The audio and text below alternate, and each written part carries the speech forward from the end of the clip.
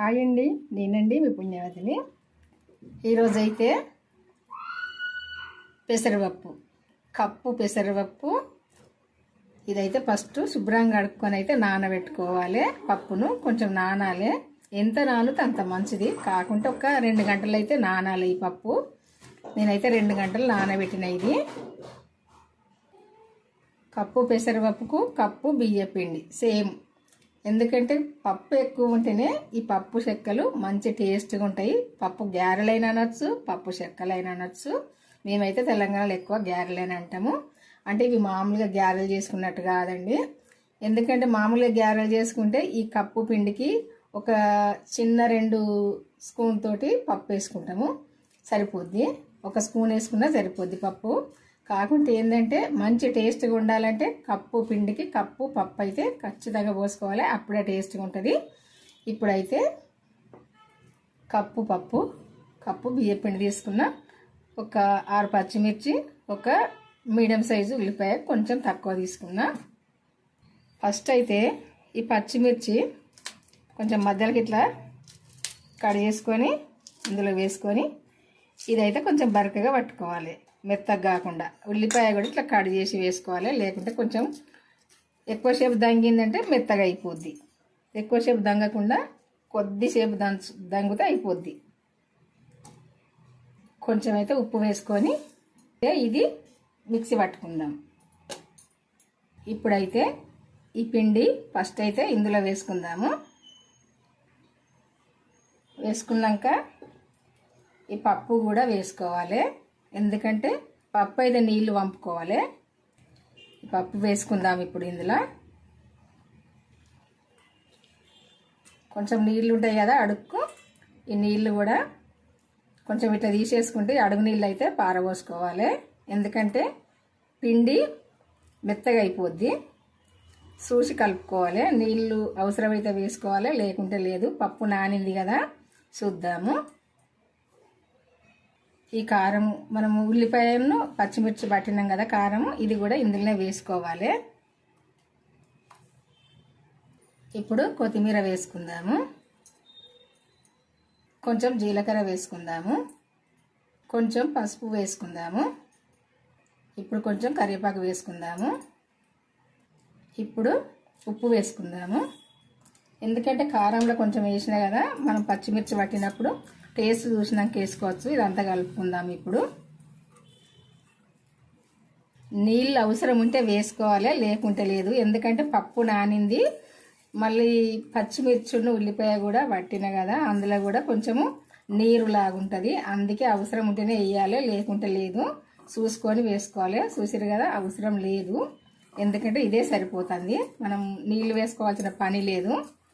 ఇదంతా కూడా మంచిగా కలిసేటట్టు కలుపుకుంటే సరిపోద్ది. కారం మాత్రం చాలు, నేను పచ్చిమిర్చి ఒక 6 వేసిన కదా, సరిపోద్ది. చూద్దాము. ఒకవేళ టేస్ట్ సప్పగా అనిపిస్తే కొంచెం కారం వేసుకుందాము, లేకుంటే అవసరం లేదు. కారం సరిపోయింది, అవసరం లేదు. టేస్ట్ చూస్తే కరెక్ట్ ఉంది, చాలు. 6 పచ్చిమిర్చి. ఇదిగో చపాతి పిండి లాగానైతే అయింది, సరిపోతాయి. నీళ్ళు అవసరం లేదు. చూసారు కదా, మనం కప్పు బియ్య పిండి, కప్పు పెసరపప్పు.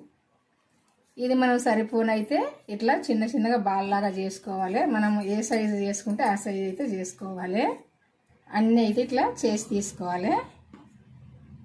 ఇప్పుడైతే ఈ పూరి ప్లస్ తీసుకొని దీని మీద అయితే ఈ కవరు, నీట్గా కవర్ తీసుకొని శుభ్రంగా కడుక్కొని ఈ కవర్ అయితే వేసుకొని కొంచెం నూనె రాసుకొని ఇదైతే చేసుకుందాము. ఇది క్లాత్ తడిపైన చేసుకోవచ్చు, కాకుంటే కొంచెం మందం వస్తాయి. దీని మీద చేస్తే కొంచెం పలుసగా వస్తాయి. కవర్లు వాడొద్దని మనం అనుకుంటాము, కానీ ఒక్కొక్క టైంలో అయితే వాడక తప్పదు.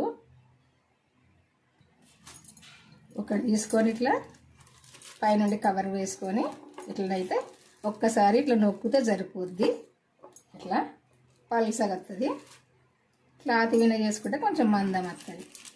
చూసారు కదా, ఇట్లా పలుసగా వస్తుంది. పప్పు ఎంతవరకు అవుతుందో పప్పు వరకే వస్తుంది. ఇట్లా చేసుకొని అయితే ఇట్లా తీసుకోవాలి.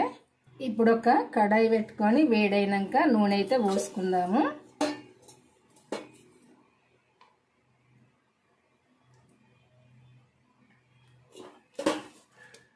ఇది పల్లి నూనె మంచిగా గాలితేనే కర్రీ, లేకుంటే నురుగత్తది.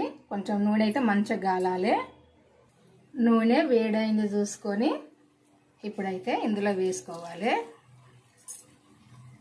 ఇట్లా ఒక సైడ్ కాలితే పైకి నూనె పైకి తేలుతుంది. తేలినాకనైతే రెండో సైడ్తో దింపి వేసుకోవాలి. రెండు సైడ్లు కూడా ఇట్లా మంచి కలర్ వచ్చేదాకా కాల్చుకొని తీసుకోవాలి. ఇంకొకటి కూడా చూద్దాము.